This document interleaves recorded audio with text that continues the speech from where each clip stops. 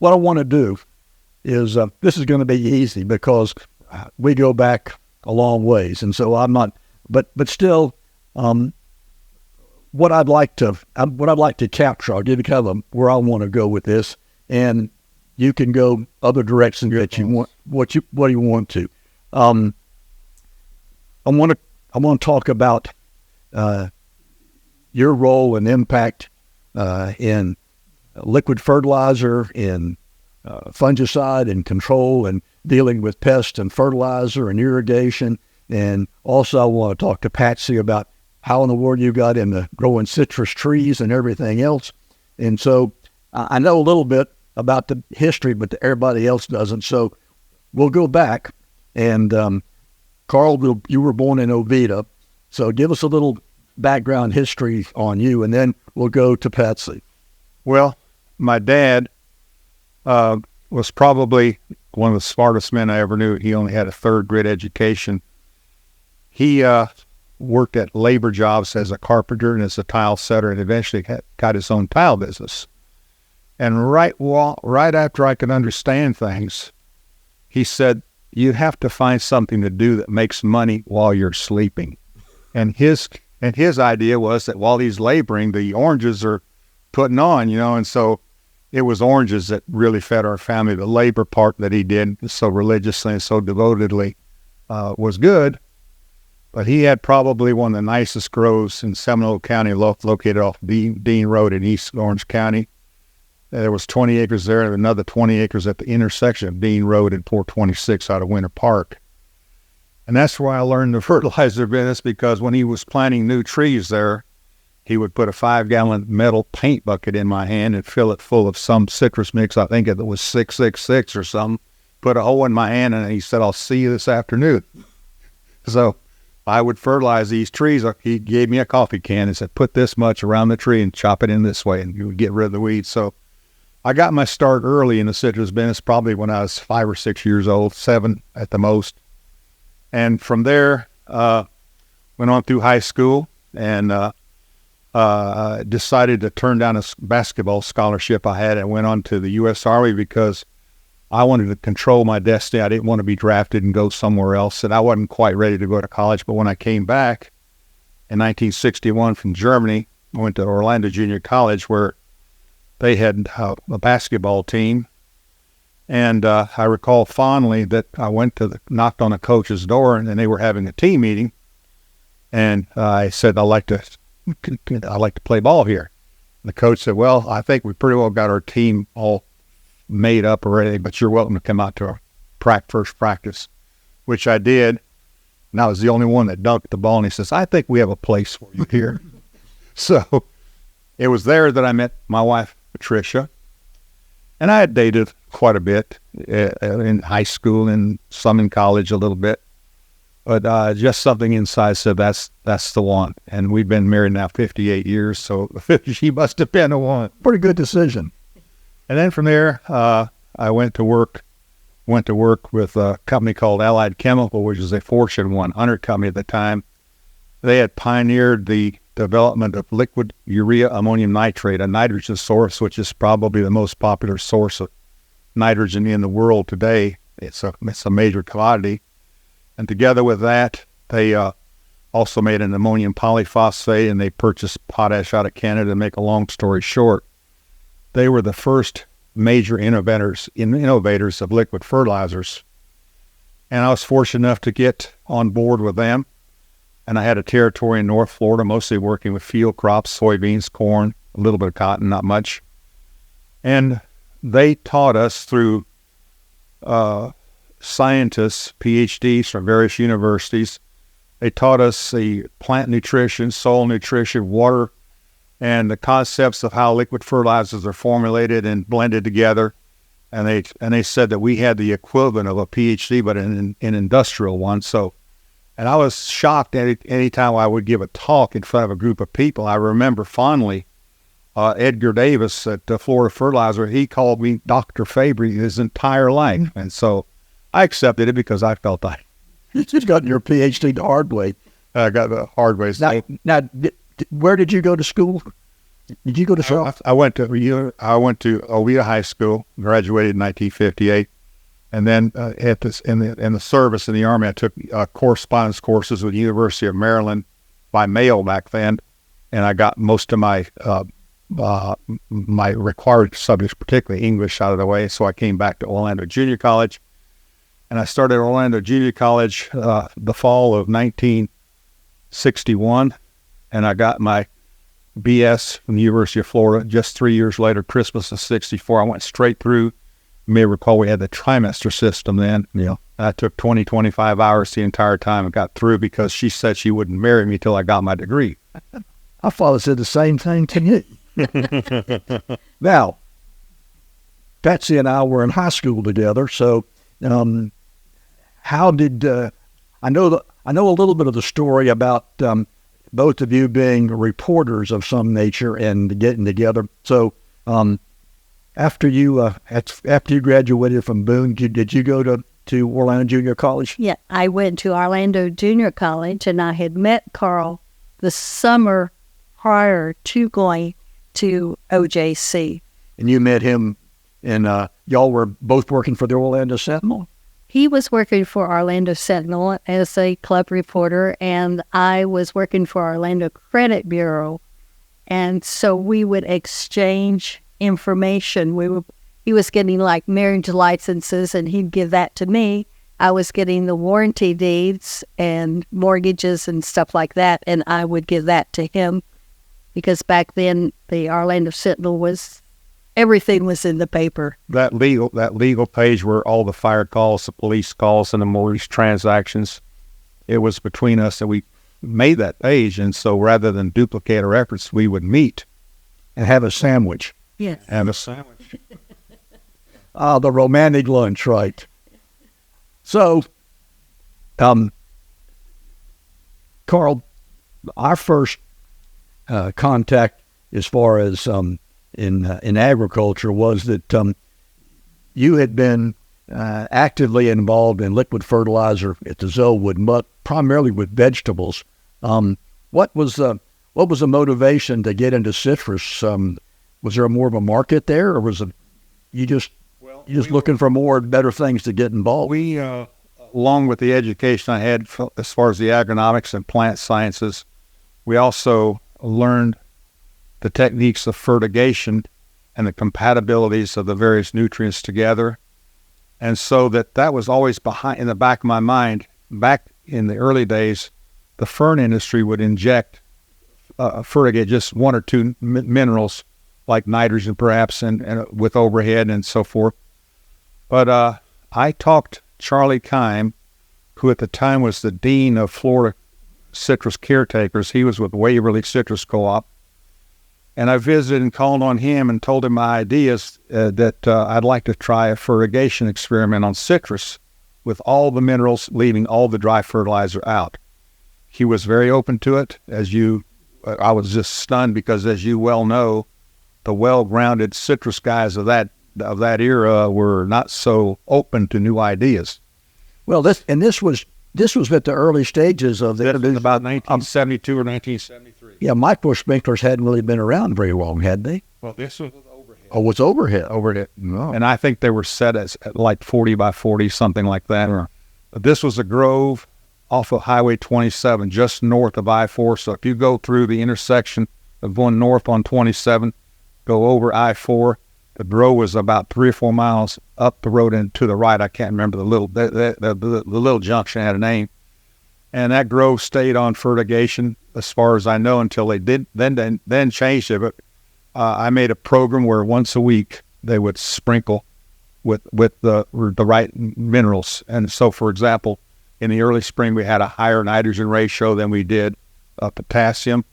And as that crop matured, we brought the potassium up and dropped the nitrogen to where they were getting better crops. And an adjoining block, it wasn't a scientific experiment, it was just a farmer demonstration kind of plot, but it proved it there.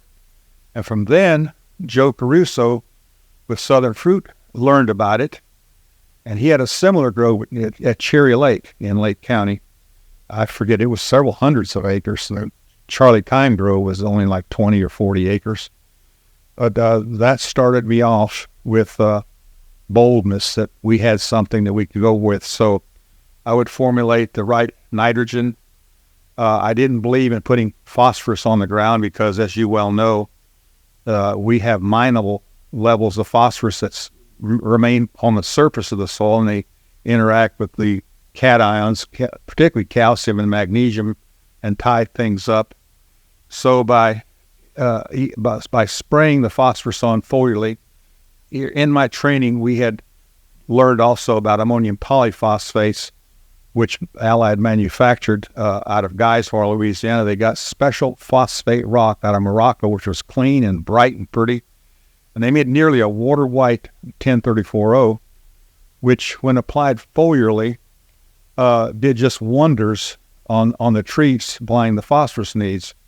And we had determined that a sufficient level was about 0.17% of the leaf tissue, whereas IFAS at the time was only talking about 0.10, 0.12, which later proved to be deficient. So we were just ripping it up with phosphorus technology, and then the N and the K and the magnesium and the other micronutrients some were sprayed, of course, as is common. But we had a field day with better yields and better quality, better solids. Evans Properties soon heard about it, and one grower telling another, it's just like evangelism. They say that more people come to Christ by one neighbor telling another one where he found the answers, and so farmers are the same way. They look over the fence. Yeah, and you can talk to them till you're blue in the face in a meeting, but when they look across the fence and they see something happening, hey, that's for me. And so that worked its way all the way through South Florida. By the time microjets came out, and with that 82 freeze, everybody moved south. There was hardly a tree or grower that we didn't furnish the technology. And I would prepare, based on water analysis, soil analysis, and then constant leaf tissue analysis, a program just for that particular block. Every block was 20 or 40 acres, and depending on the situation, the varieties, everything changed. I did so on the basis of soil tests for each crop, and then leaf test monitoring every 2 weeks. And while on that subject, Dr. Richard Large was formerly the manager of a laboratory in Memphis called U.S. Testing. And he had learned of my successes here in citrus, and he called me and says, we have no standards for what the sufficiency levels on the leaf tissue sample are for citrus. And so I collaborated with him, and I did various trials and tests for him. And I'd say that at least through the year 2000, all the numbers for sufficiency for citrus, beginning with nitrogen, being between 2.5%, 3.2% nitrogen on a leaf tissue dry matter basis, all the way through the minerals, copper, 10 parts million, and zinc about 50. Those numbers were mine. And so I felt like I was on the ground floor. Prior to my doing that, researchers at the University of Florida would take leaf tissue samples with the idea that it was going to benefit the next crop. Nobody was doing it a fast turnaround until Dr. Richard Large and I collaborated together. And he was able to take a sample he received from me, airmail, and have the results within a week, so we could adjust whatever that particular crop needed. And so it was everything I've ever done was based on science, and particularly leaf tissue testing, which was brand new. And I think that was my first major discovery, that it could be done to manage a given crop and not having to wait to adjust the subsequent annual crop. Now, you started first with liquid fertilizer in vegetables. It was a common practice in field crops and vegetable crops for quite a while. When did you make the decision that rather than working for somebody else, you were going to work for yourself? Well, the other people made the decision for me. Oh, I was very successful with a company from about 1970 to 79, to such a degree they had a financial consultant tell them that I was being paid too much because I was on a commission, and so I was giving a technical talk in I think it was St. Louis to a group of fertilizer dealers on how to blend micronutrients successfully without precipitation. And these South Africans and people from England said, hey, we'd like to have a company in Florida. So I took a raw piece of land in Zellwood. Reese Lee Vincent and his wife owned it. And I explained what I wanted to do to build a plant there. And so from January till August, I got a railroad put in. I got the zoning for business zoning, put in a plant, and I was taking prepayment from Dudas in particular. I was taking prepayment payments for the next year amounting to millions of dollars. And that lasted for 3 years. Went to a board meeting thinking I'd be a big hero on Labor Day of 1981. And I walked in thinking I would be a conquering hero, and they said, basically, thanks, we can take it from here. And I must say that to not to my pleasure, of course, but the first company lasted 1 year and went out of business, and this second company lasted 1 year and they went out of business because I had the knowledge to make things happen. And traditionally, fertilizer salesmen in Florida anyway, the dry fertilizer weren't as heavily trained as I would in the agronomics and plant nutrition. So most of them, sold on the basis of their reputation, and whatever you did last year, we'll do it again, but here's the new price, But I custom formulated everything for every acre I ever did. So you went from vegetables to citrus, and then we'll talk a little bit about the next phase. So where were you all this time? Were you the business manager, or were you building a greenhouse to grow citrus trees? Well, when this happened, we had just moved out here, and when we lived in downtown Orlando, I always enjoyed growing plants and house plants. And Carl said, well, once we move out here, we'll be in the country, and I could have a greenhouse, where before we had a swing set in the backyard, the A-frame with plastic over it, and that was my greenhouse. So, but we moved out here, and I started growing Hoya carnosa, a house plant, and then later we changed and grew nothing but citrus. So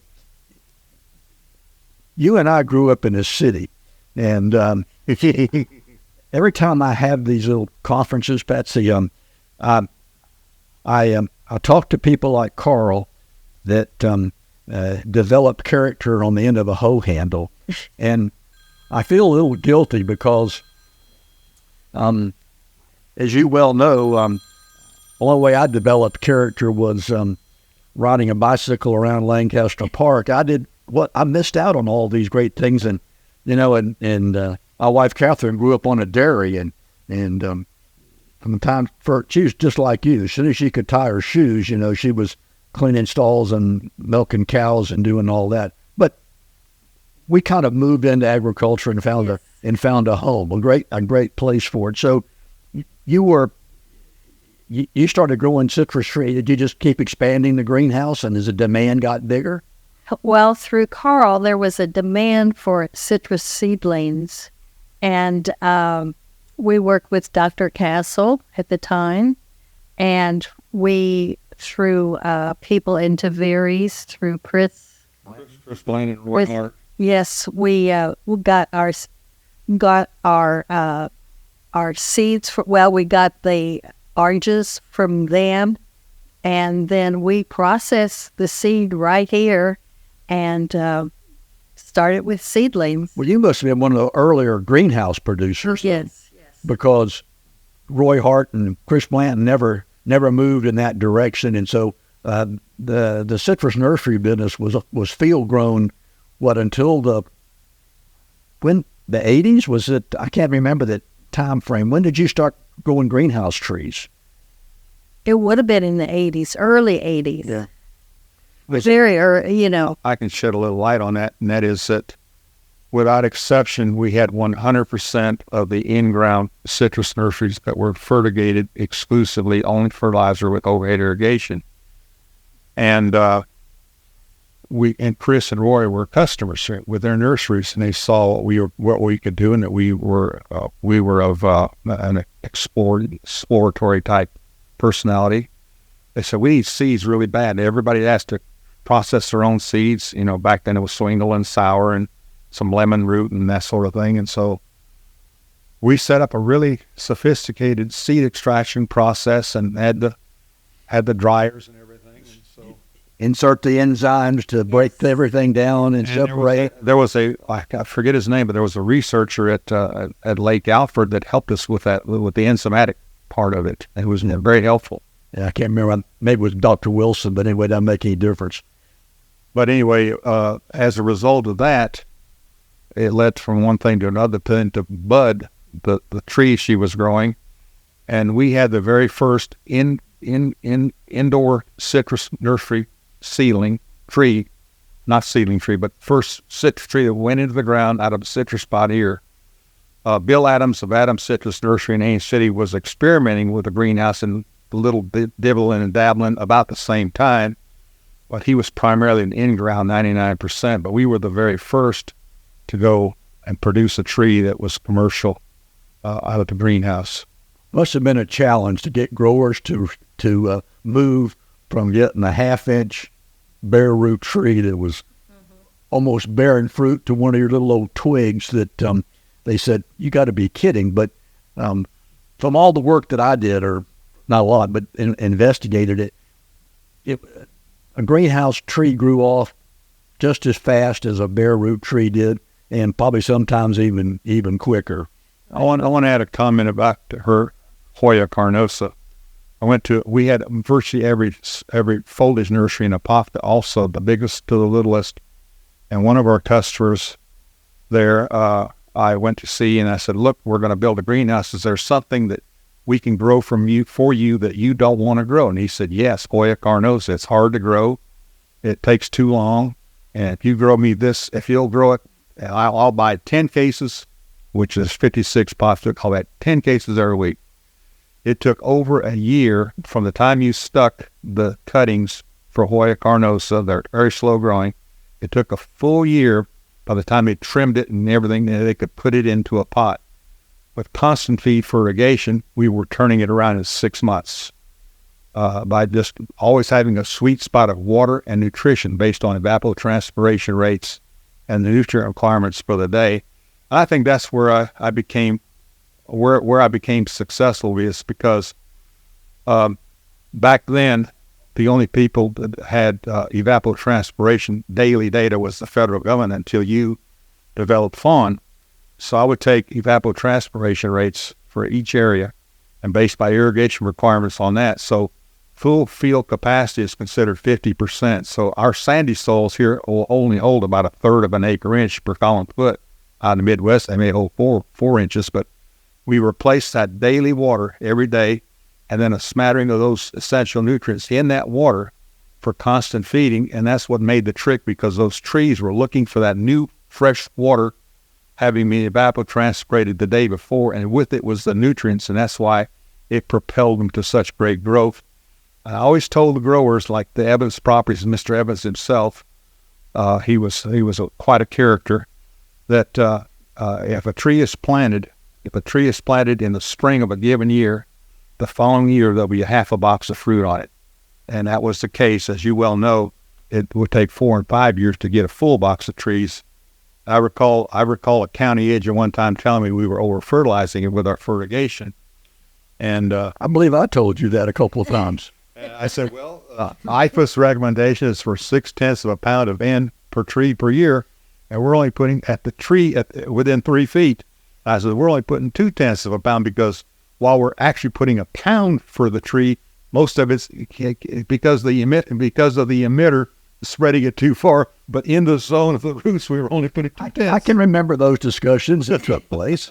In fact, we had a grower meeting. They were doing something to our office, and so we had a meeting in Tavares at the community center that you were there, and that was when growers were just getting into it, to looking at fertigation, and primarily, even though you started off with overhead, ultimately almost all of your liquid fertilizer went out through microspring. Yes, and 99%.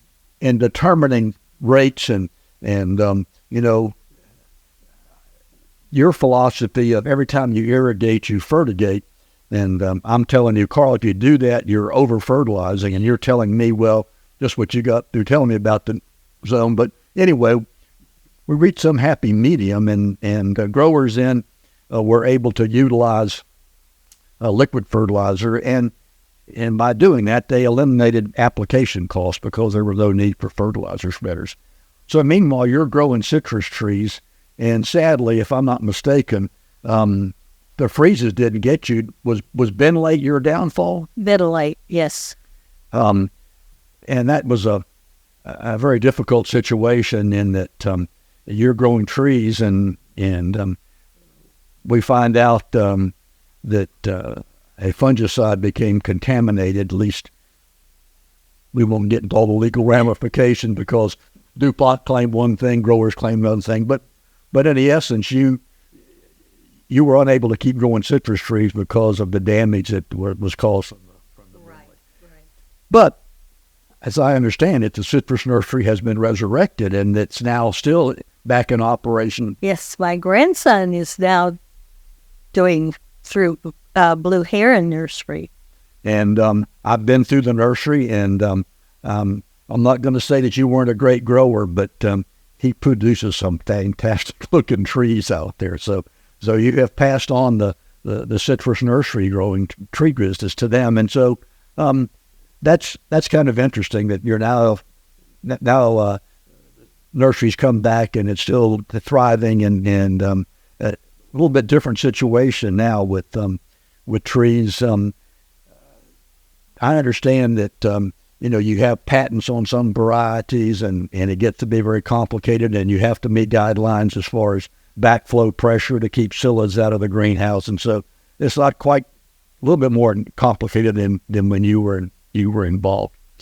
So, Carl, I have found in my interactions that there certain people have kind of tendencies or loves of different aspects. Some growers are kind of like entomologists. They love to get involved in the bugs and the cycles and everything. Others, like Jim Simpson down the road, were frustrated ag engineers. He had to be tinkering, building a gigantic wind machine to harvest fruit. You become a mechanical agricultural engineer in coming up with ways to modify equipment. We'll talk about a device here. So you must have been like my friend Mike Litvinny, who grew up in New Jersey. Mike was in Nutrisource, and Mike told me, he said, "You know what you call a guy who's 16 and doesn't know how to fix a car?" And I said, "What?" He said, "A pedestrian." So I'm gathering that when you were growing up, that if you wanted to get around, you learned how to fix a car. So you must have developed an interest in machinery and equipment then. And obviously, you were completely mesmerized by the chemistry involved in all these nutrients, and be able to do that. So, and then the next thing that you get involved is now you become a pathologist, and you're looking at ways that you can deal with pathogens. How did all these different skills, you must be just a sponge and looking for information all the time.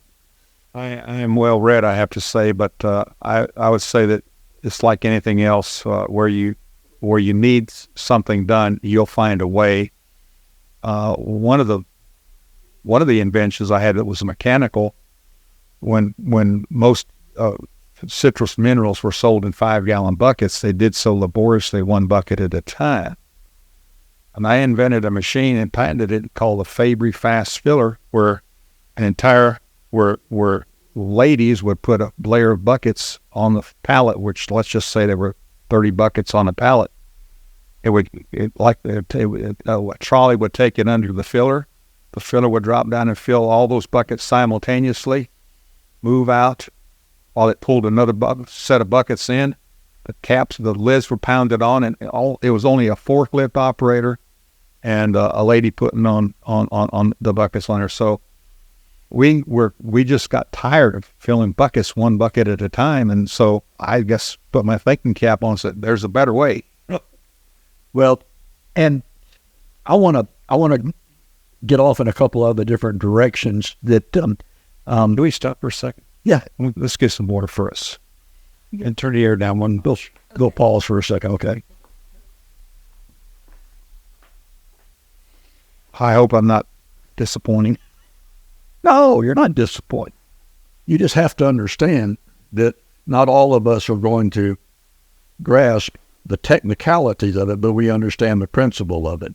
So when your life is tied up in these things, and people have no idea how what appears to be a subtle change can have a major impact. Just being able to devise ways to do things a little bit more efficiently.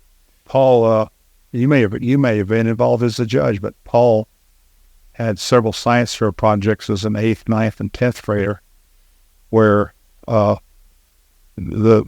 principal, what was the guy, German scientist named von Liebig's theory, where plant growth is limited by the nutrient and leaf supply. So if you have everything perfect but don't have any zinc, you don't get any growth. And it was dramatically shown, and he did that 3 years in a row and won the state science fair with it. But my theory was that everything had to be in perfect balance for maximum production based on justice on logic theory. And I forgot to mention that early on, but we were taught early on that all the minerals had to be there's a sweet spot for them all to know.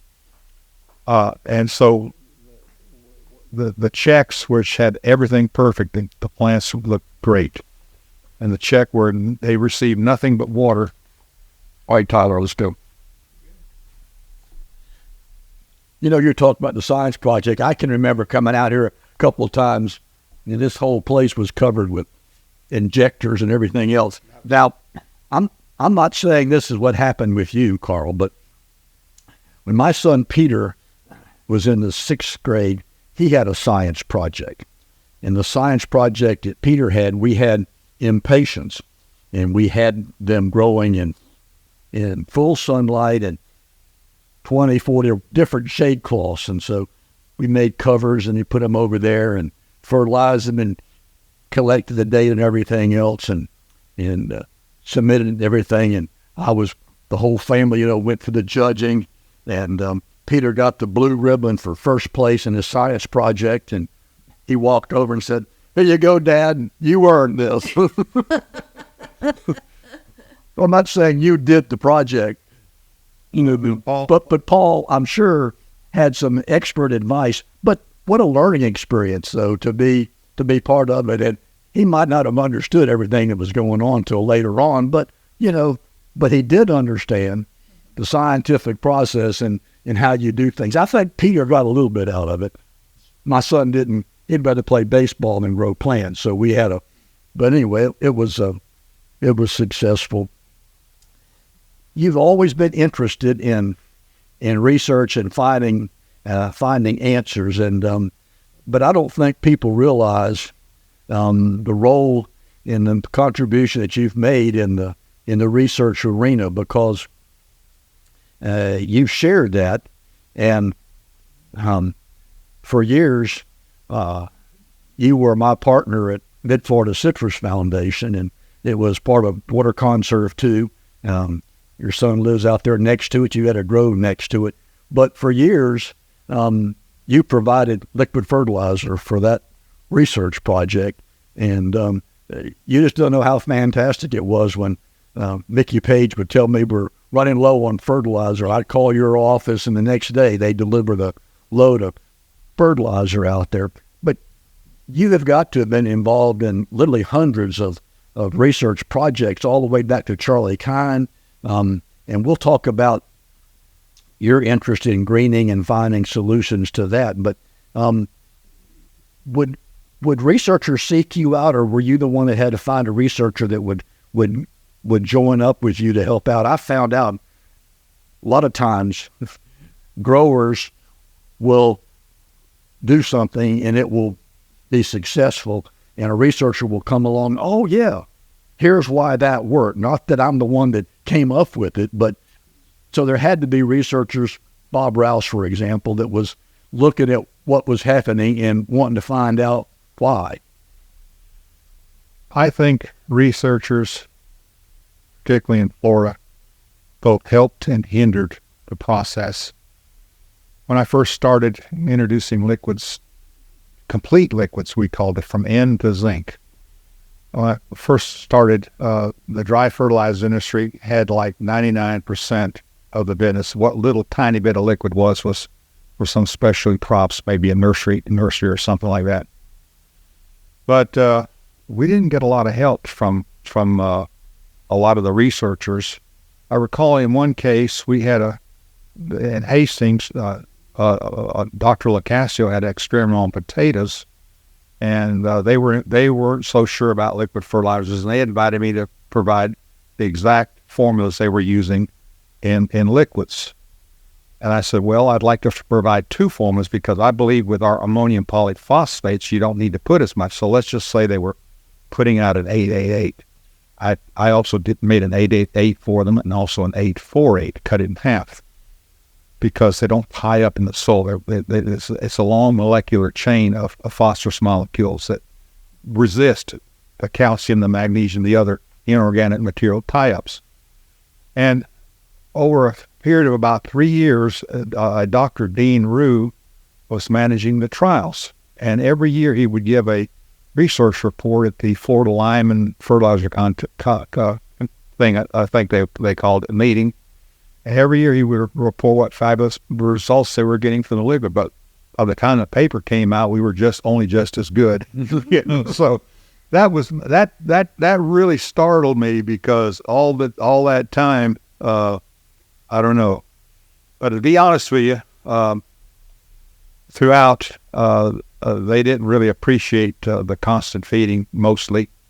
And I did get some inroads with Dr. Bill Castle. I provided him a Motorola computer by which to control. By the way, all this fertigation is controlled by computers and valves and meters and that sort of thing. It's done very scientifically. I contributed to them a Motorola computer and all the equipment worth about $15,000. And they were very successful for a couple of years. And then I'm not sure what happened to the project, but it sort of went away. And only recently, now mind you, I can show you some documents where in the early 70s, I was advocating in grower meetings, everything, this concept. And only in the last 5 years have they come around and saying, hey, there's maybe a place for liquid fertilizer here. But I said and predicted in 1970 at a meeting that while dry fertilizers only occupied 1% of the market, it won't be long before they occupy 25%. And my prediction came true by the mid-'80s, with especially the expansion, the replanting going on in South Florida. There was not a new tree planted that I didn't have some impact on, either providing material or consulting how to grow it with constant feed fertigation.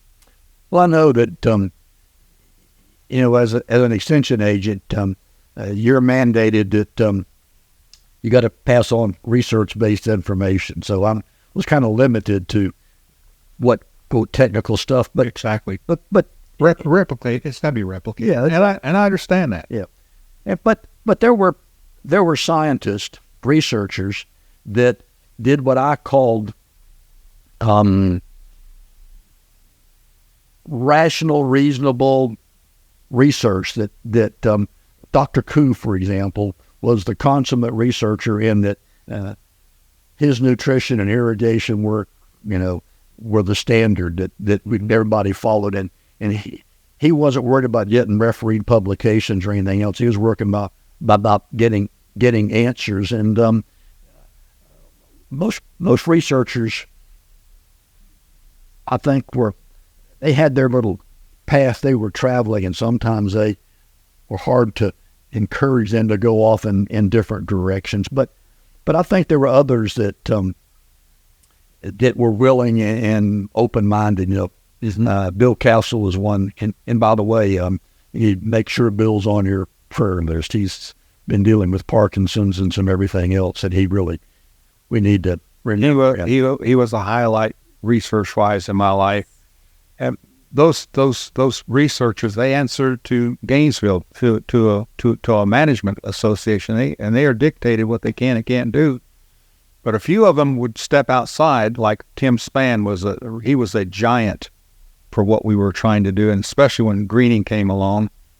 If it hadn't been for the University of California, Riverside, Dr. Hailing Jin, Dr. Michael Coffey to put the research legitimacy with papers, I don't know that we'd have progressed so far in Florida with greening, which is a sad case right now, but it didn't need to be that bad. Well, let's talk about greening. For years and years, we figured that freezes were going to be the limiting factor. And lo and behold, Nick Farina figured out how to deal with freezes. That wasn't a researcher, but be that as it may, when greening showed up, the first reaction was the typical one from a pathologist, and that was seek and destroy. We find an infected tree, and we did that with canker. And the sad thing with canker was that we elected to control canker through a regulatory process. And so if you would agree to push your trees out, the government would pay you to do it. And that didn't work. And quite truthfully, I thought with greening, when the decision was made that we're going to solve this problem through research and not through regulatory action, that we had it made. I mean, look at all the brilliant people all over the world. I was sure some graduate student in Minnesota was going to come up with some antibiotic that was going to work. And we spent millions and millions, and we haven't found an answer. But you became involved in greening, and when growers finally abandoned the seek and destroy and said, we got to find a way to live with it. So what was your first initial reaction, and how can I help growers, and how can we deal with this problem? Well, I'm going to be perfectly frank, but you edit out parts that you don't want me to say. But back in the early canker days when all that program was on, just made me sick to see the old Coca-Cola groves being pushed out by the 100 acres because of canker. And by that time, I'd already invented and patented K-Fight. And K-Fight, I can show you pictures where, together with copper is a surface protectant, and K-Fight, as a systemic protectant, absolutely control canker. And basically, it enhanced the tree's own self-immune system, and you could see a halo form around each canker lesion, and it would die, and you'd have a shot hole in the leaf where that was. And we showed some researchers all that from Lake Alfred and the groves down over there on the East Coast, and they just kind of dismissed it, sort of. But I did a replicated trial, probably about 2005, rather, not 2005, just before greening was discovered in U.S. Sugars Grove in 2006. I sent Pete, what was Pete's last name? McComb. Pete McComb down there, and I laid out a replicated trial to control canker in one of Maury's groves there. And it was working extremely well. So about 2006, we hear about greening, and sure enough, in 2007, Maury's Grove is starting to show signs of greening, as is everyone's. Maury Boyd. And so I happened to notice, and we were painting the trunks of the trees as to indicate what treatment they had, and the orange paint we used on the highest K-Fight application, which was strictly foliar application on the basis of a couple quarts per acre. The tree that received the highest treatment didn't have any signs of greening, and every neighbor around it did. Well, that to me said sick 'em like a bulldog, And so I went and furthered that trial, and then Maury became famous for the next 10 years holding grower trials and everything. But now, they back up just quickly, because what happened, as I understand the story, is that Maury decided that he was not going to do the seek and destroy deal. He said, I'm not going to kill my own grove. If my grove dies, I'm going to try to fight to save it. And whereas at that particular time, the big message was coming from, who was a pathologist worked with that. Anyway, there was still a strong feeling that was being perpetuated by the pathologist in some industry to keep this push and destroy. But and I don't know if Maury was the first, but he had to be one of the first that said, no, you're not. I played it raw. I said, absolutely, don't take this treatment. Don't take these out. We can fix them. And we did. But the problem was, and going back to what Maury's program was, we had been selling Maury complete foliar NPKs with micronutrients as a foliar adjunct to his dry fertilizer program for at least 10 years prior, both to the strokes here and down there. And he was using a product, a dry material called Alliette. And the only thing I did for greening was change him from Alliette to K-Phyte. And that was the ticket. And to follow up on that, Dr. Rouse, God bless him, he was very, very, very helpful. He conducted a very sophisticated replicated trial right across the street, practically, at their research center not across the street, but just down the road a little ways, their research center. And his reports all showed that you can eliminate all the minerals that Maury was putting on, but you can't replace K-Phyte. And you would think that the researchers there at the station, beside Dr. Rouse, would have jumped on it, but they didn't. And they were getting a lot of money. They were getting a lot of money for research and so forth. But also Dr. Rouse showed me where, when you first drove in to where the research blocks were, there was a block of citrus there, and there were 2 rows right in the middle that looked brilliant, and the other rows to the side, the other dozens of rows to the side, looked bad. And I said, what's going on here? He said, well, that's my secret. I sprayed them with your program. And so he showed his research to hundreds of growers. He had all kind of meetings, and Maury had all kind of meetings. And you would think that they would at least take a look at the K-Phyte trials. I recall one case where a famous researcher from Lake Alfred came down to where we were conducting a trial down towards Indian Town. And he asked us, since we're there already doing our research, he had a small research plot, would we also administer his treatments, that we did. Well, that guy, after, and this was literally across a ditch you could step on, he refused. Larry Bridge invited him to come see what we're doing, as it was working, the K-Phyte, And he even refused to come step across the ditch to even look at it with his eyes. And he was just an antagonist his entire career. And that's what sent me to the University of California, Riverside, to get some scientific help, with replicated research. So, well, it's difficult. A lot of issues there, and even today, Carl, we still don't have the silver bullet. I mean, it's not if K-Phyte was all there was to it.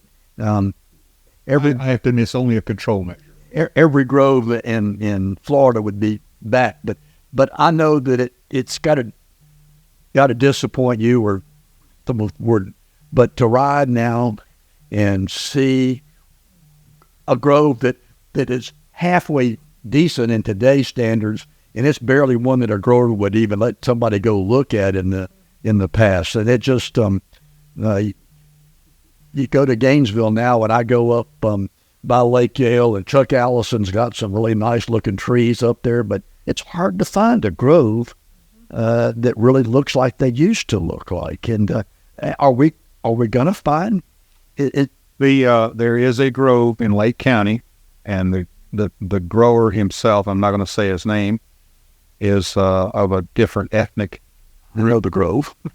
And that grove is producing high solids, high yields today on the very program that we talked about that started in 2007. And what happened was, after we saw great success for the next 10 years or so, then we had imitators coming along with a similar product, which while it could be registered as a potassium phosphate, it certainly wasn't, because in a potassium phosphate, half of it could be phosphorus materials to cheapen it up, fertilizer phosphates that cheapen it up. But my patent is my patent based on my previous research with ammonium polyphosphates. I created a potassium polyphosphate. And so I have a long molecular chain of phosphate molecules that don't convert to lower forms of phosphorus. In other words, they stay in the systemic part of the tree doing their job, whereas the ordinary ones like phosphorus get tied up right away. And that's the only difference.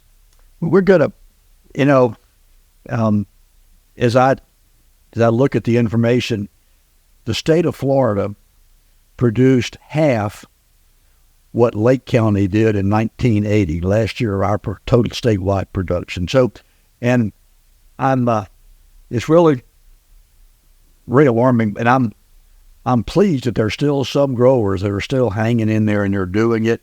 And we've got multi approaches. Went and did a little program with Cherry Lake Tree Farm about 6 months ago, and they're building what do they call them, a cup of screen house down there at Groveland, 20 acres or something like that, growing grapefruit inside a screen house now. And so that's quite an investment to build it, to put that up. But evidently, they've seen some pretty good results with growing in shade houses. And so we're looking at different approaches, different attacks to it, and whether this industry comes down to a not the dynamic large industry that it was, but we might end up having different segments and producing niche crops. However we're going to go to it. I know that Whitaker and Allison planted this Ori mandarin from, I think it's from Israel. They paid $14 a tree patch. Wow. Can you imagine $14? Oh. And but I guess when you have a patented varieties like that, you pay something. But anyway, it's supposed to be a really good piece of fruit and everything else. I'm just I'm pleased that there are people like you who are always going. So tell me, this is one of the other techniques that's being used now, and it is we are injecting antibiotics into the tree. Mm-hmm. Now, I understand that if we injected penicillin, we could control it very easily, but we're going to have a rough time injecting penicillin because it is a very well-known medical product, and you can't do that. So what are you doing now as far as antibiotics, Carl Dick? Well, as you well know, there are some minerals that also form the basis of fungicides and bactericides. You know, there's those secret to them: zinc, manganese, etc., copper, whatever. I've come up with a formulation that the tree likes, injected, that will control it. And so, how's this gonna function? Tyler, can you get this? Let me get one that'll tell the story better. But this is just another. Does he ever sleep, Patsy? I mean, I was scared. Is it always this thing? This thing never stops. I was scared to tell you that most of my stuff comes in almost dream states in the middle of the night. Can you take a picture of that? Yes. Show the T on the bottom. Hold it so that to show that it's can be linked with other ones. Can I talk now? Yeah. Go ahead and hold it. Okay.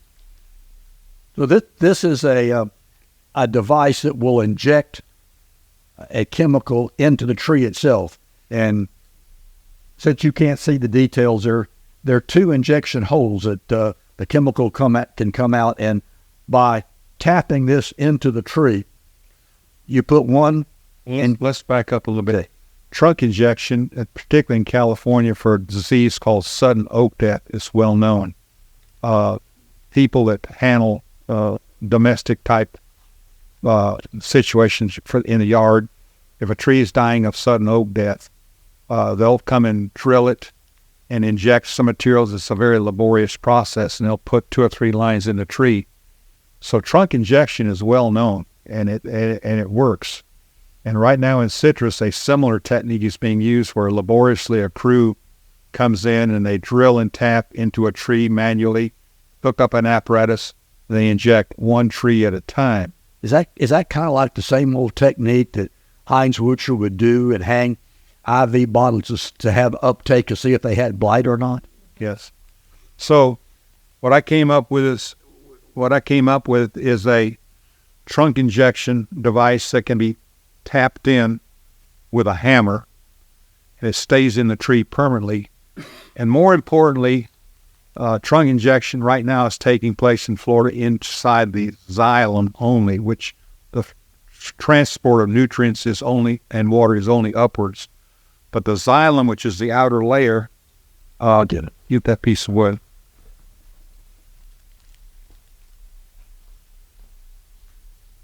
We're not charging extra, by the way, for this horticultural lesson. While this piece of wood is dried up, you can see this outer bark area right there where the crack is. That's called the phloem. After that, you have the xylem. Most injection is taking place inside the xylem only, and it's only upwards into the tree. This device will also reach the outer limits of the phloem and inject the materials necessary to control greening to both the phloem and xylem simultaneously. Isn't the Labibacter primarily in the phloem? I think so. Yeah. And the reason that's important is because the roots become affected in greening and with a disease called Phytophthora. So if you're just doing the xylem only and the transport is up, none goes to the roots. So K-Phyte applied to the leaves foliar will both go upwards and downwards. And so by this trunk injection in the phloem, it's going to go downwards to the roots as well as upwards into the canopy, together with the xylem where it all goes up. And in my tests so far, with just using a little pump-up sprayer, I've gotten up to 5 trees at a time. So the goal of this is to be able to do an entire row and hopefully an entire block at a time simultaneously instead of doing one tree at a time. And we're still working out a couple little bugs, but for example, eliminating air out of the line. So now we're gone from injecting fertilizer in the micro sprinklers to injecting a chemical through a IV in the tree. So while I really don't think that's the answer by itself, because it's, as you know, with anything else, it's a holistic approach. You got to do a lot of things right, not just that, And so there's a lot of nutrition involved in the tree, and I think foliars still have a place. Soil applied fertilizers have a place. My only argument with soil applied fertilizers today is, back in my dad's day and in my earlier days in citrus, we would disc the grow every year, several times a year, and we would work the minerals into the soil. And so now with the advent of herbicides like Roundup, for example, it's what's the word? It's called tillage free or whatever it is. The soil is no longer tilled. And so you have this impermeable layer. Phosphorus only leaches at best about a half inch of the soil. Now it will move. If the soil moves, it will move. As far as leaching, phosphorus won't go over half an inch. So all this phosphorus has ever been put out since Roundup was there, it's still on the top, and they keep putting out more and more every year. So I believe that to get minerals down to the roots and getting the disc back in the groves, together with the foliar sprays, the rugger program, and trunk injection, I think it's a holistic approach.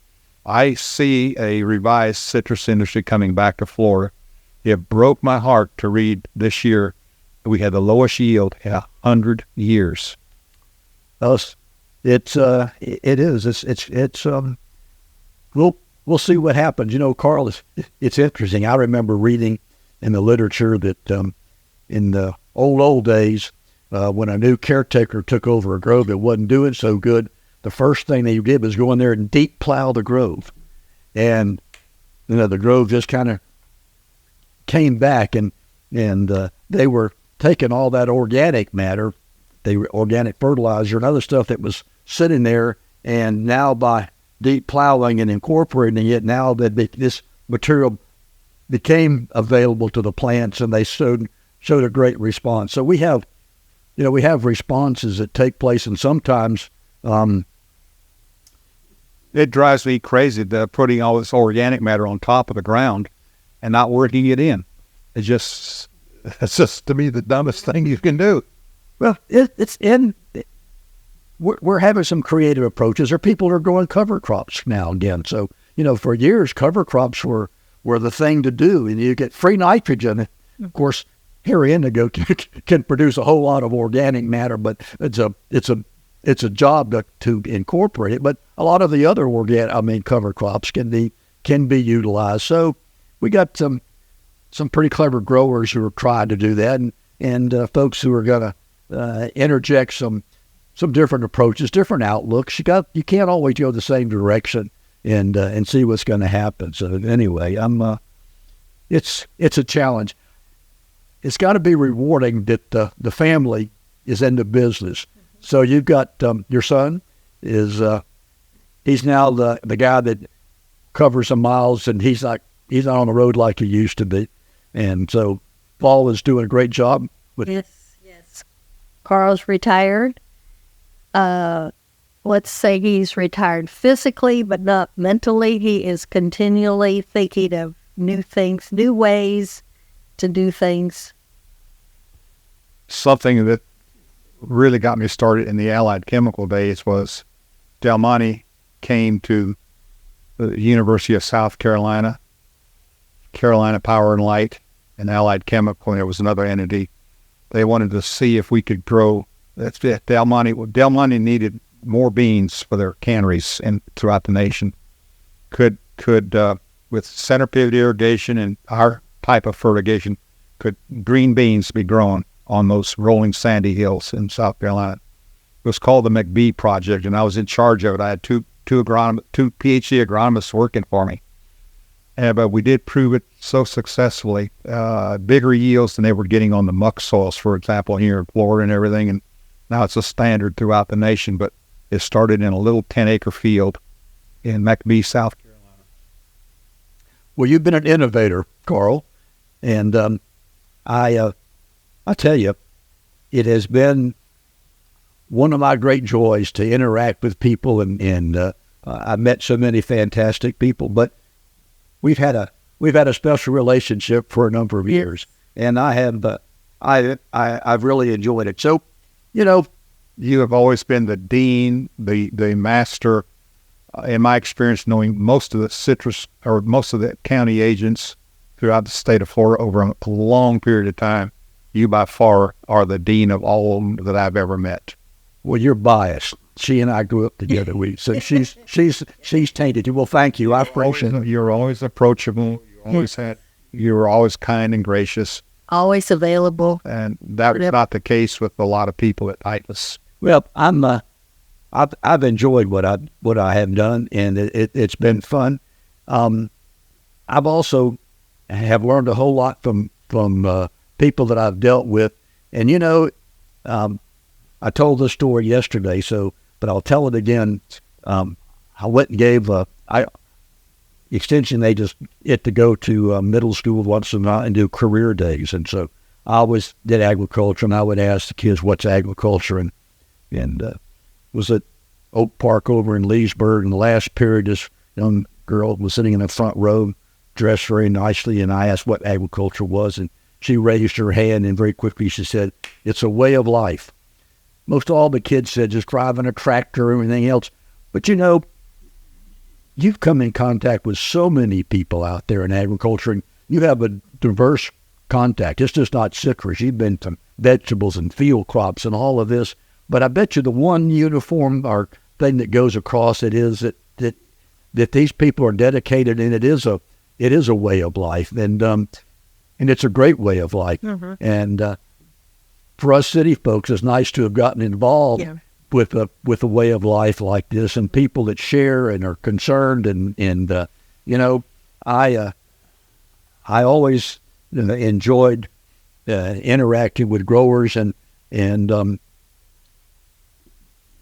you have so many people that appreciate what you're doing, but they always are willing to share, and that's the thing that impresses me all the time. So, and I still like to get out there and interact and get involved.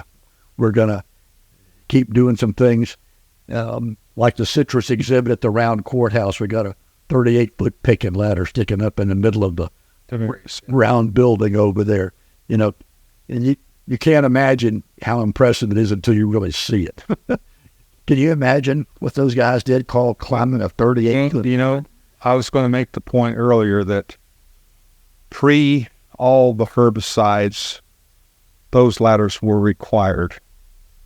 And now that we're pruning and doing and no tillage and everything, we don't have the same tree. My dad's tree, my mom kept the books at the kitchen table, and there was many a time when I'd see that they had put an entire tub by each tree. I've seen growers as well that would put a 10-box tub by each tree. We haven't had that. And so I think that we need to get back to basics, back to basic agronomy. A lot of these inputs that we've practiced here lately in the last 20 years, they may have proved superficially okay. For example, when I've mentioned disking to people like Sonny Connor, for example, he doesn't want to tear up the roots. I said, well, Sonny, why are you pruning? Why are you trimming the top of the tree then? You're tearing up the tree. The roots need to be pruned and trimmed a little bit as well as the top of the tree. And whenever you hedge, what is the difference? And so I'm hoping that we get back to a point where we get more equipment back in the grove and more farming, FARMI, tillage and work in the soil, because I think moving those enzymes and those thousands of minerals and chemicals and reactions that are taking place to just rejuvenate all that periodically is going to be the answer. Well, it's going to be challenging. You talked about pruning, and the pruning and tree control was, from what I can gather, was really dictated by the 62 freeze. Prior to then, a pruning crew went in the summertime and hollowed out those trees because they got the dead wood and cleaned everything out. But in 62, we had to cut those trees back because they were killed. And lo and behold, in 66, 67, we had a 40% increase in production. A light bulb went off, and now somebody realized, gee, why don't we grow the fruit closer to the ground rather than way up here, and everything else would be, we could go from there. So, sometimes Mother Nature kicks us and tells us to do things, and we need to kind of pay attention to what's going on. And that's something else too, Carl. I mean, you just didn't simply think about these things, but you have reams of data following up to see what the results were. Just wasn't, well, let's try this, but it's been a lot of laborious data that you've collected to substantiate what has happened. So you're an innovator, you're a researcher, you're a pragmatist, and now the guy that had the unblockable jump shot can't quite shoot the unblockable jump shot like he used to. Carl was a basketball player and center in Oviedo, and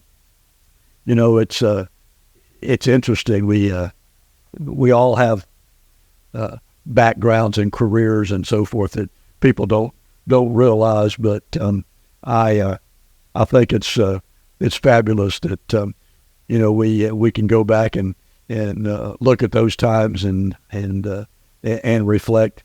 And our next generation's coming on. And by the way, how many of you got in college now and out of college? Your grandkids, they're almost. Well, Paul's two daughters are both graduated, one from Florida, one from the University Florida Atlantic, as pediatric nurses of the highest order. The older one, Sarah, she's qualified in a helicopter to make medical decisions soon. And my grandsons, Trisha's boys, they haven't found what they're going to do just yet. So I have a couple like that. I have one that started at Ave Maria. You know where Ave Maria? Yeah. He's on the golf team at Ave Maria. So we'll see how that goes. Well, isn't it interesting now that we can enjoy grandkids and you can kind of go through that deal? And I know that that they've been a joy in your life, and I want to also mention one other accomplishment that I think gives me the most satisfaction. But as a Christian, we are well read in the Bible and try to do our best to keep up with it and all that. But the Bible prophesied that one day in Israel the desert would bloom. And I've been to Israel a number of times, both to meetings and I also built a liquid fertilizer plant in Israel. So with a partner there. But when they began to develop the Negev desert for agriculture with drip irrigation, it was a difficult process because the soils are called sodic soils, which means they're high in sodium, high pH, chlorides, and the works. Desert soil, which nothing grows.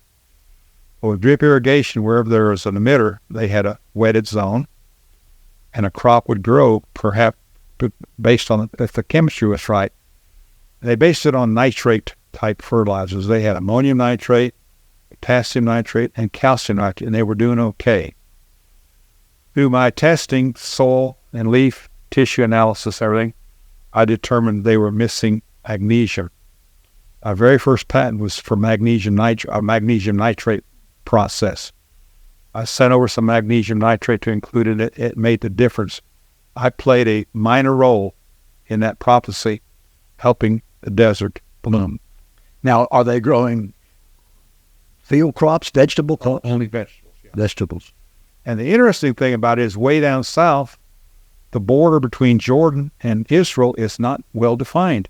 And so a farmer in Jordan may have a crop or a row or two in Israel and vice versa. And he said, come over here, stand here on this side of the row. And I did. He said, okay, now step across it. You just entered Jordan.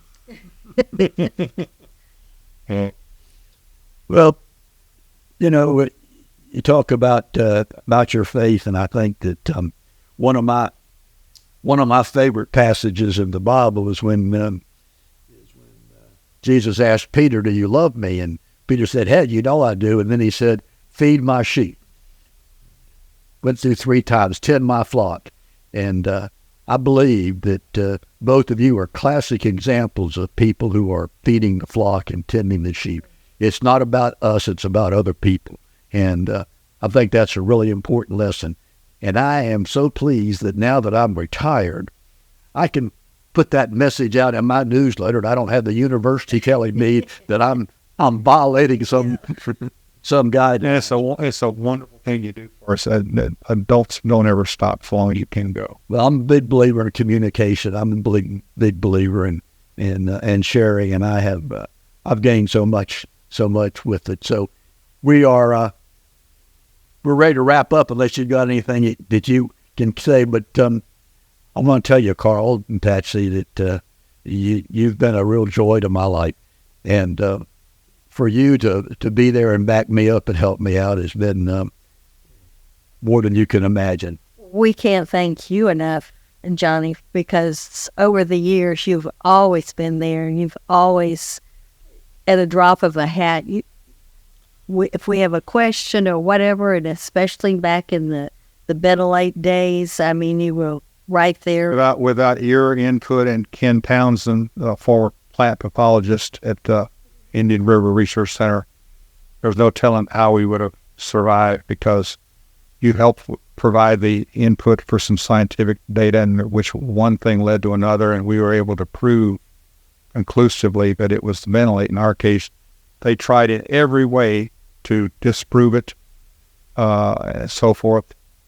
And finally, at a meeting I had with them, the head corporate officer was challenging me that how was I so knowledgeable about pesticide chemistry, and in particular Benolate. I pulled out and it's in my library. I pulled out a big, thick, red, loose leaf notebook, and I turned it open, because Allied Chemical distributed DuPont chemicals together. Not only did we do fertilizer and stuff, but we also had another division that sold pesticides to the liquid fertilizer dealers. I turned it and said, I've received the exact same training that any DuPont salesman received on Benolate. Case over. Well, it's been a great ride, and we'll wrap this up, and we'll see the next go around. We're done. Johnny, that was wonderful, reminiscing down memory